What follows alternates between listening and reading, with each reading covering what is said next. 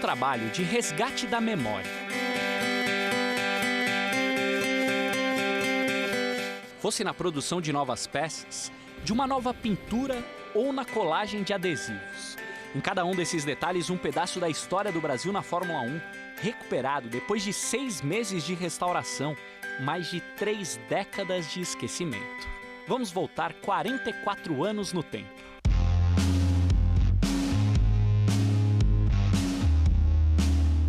Em 1975, nascia ali a primeira e até hoje única equipe do Brasil na Fórmula 1, a Copersucar Fittipaldi, dos irmãos Wilson e Emerson Fittipaldi. A sede ficava a poucos metros do Autódromo de Interlagos e o time de mecânicos era 100% brasileiro. Ricardo de Villa era o engenheiro. O tempo passou sem que ele perdesse o estilo e a frieza para analisar a façanha que estava em curso. Hoje em dia, a gente olha para trás e você vê o tamanho da coisa, mas na época, sabe, tá bom, estamos fazendo o que nós queríamos fazer e está provando que consegue fazer. Wilsinho Fittipaldi foi piloto no ano de estreia e dono da equipe. O nosso sonho sempre foi ter uma equipe de Fórmula 1, sempre.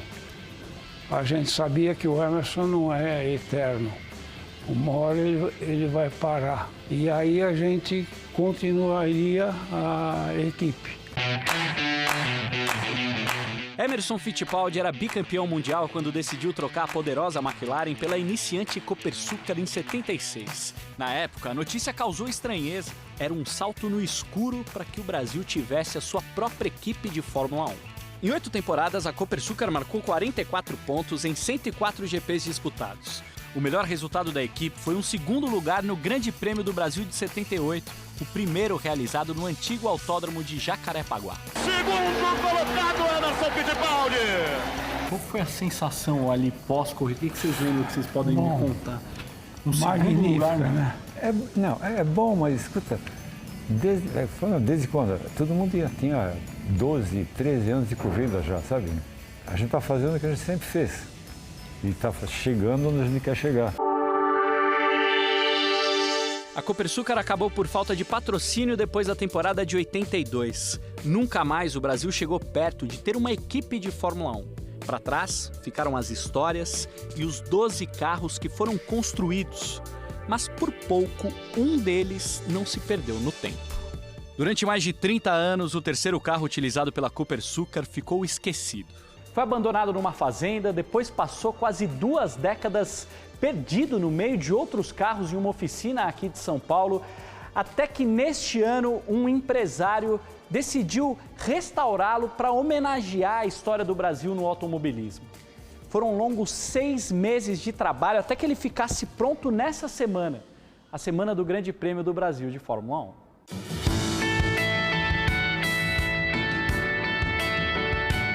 O FD03 foi pilotado por Wilsinho em 7 provas da temporada de 75 e por Ingo Hoffmann no GP do Brasil de 76.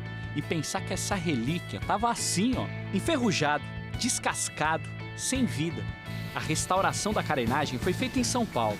A nova pintura buscou trazer de volta o tom prata de 44 anos atrás. Você conseguir colocar a mão num carro, no primeiro carro, a equipe de Fórmula 1, brasileira, né? Primeira e única, né?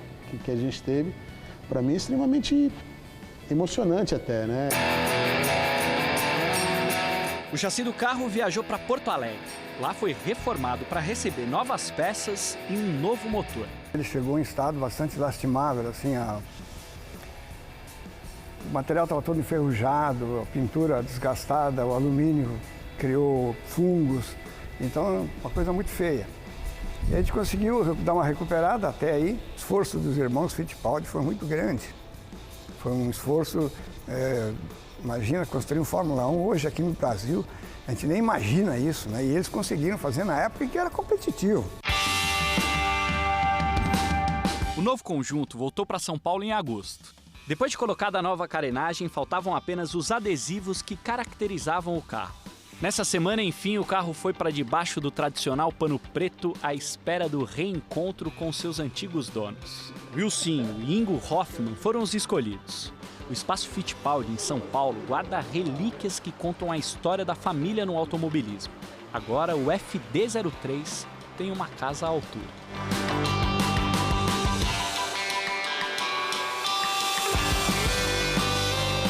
Agora eu falei com o Wilson, era esse pneu mesmo? Falei, exatamente esse diâmetro, essa largura. E caramba, a gente fala que era desse jeito, a gente esquece, entendeu? E você vendo aí agora, eu falei, caramba, agora eu tirei uma série de fotos e falei, eu guiei esse carro, entendeu? Muito legal isso aí. Desculpe que eu sou um chorão e não é bom, mas eu digo, todo mundo se orgulha dessa época.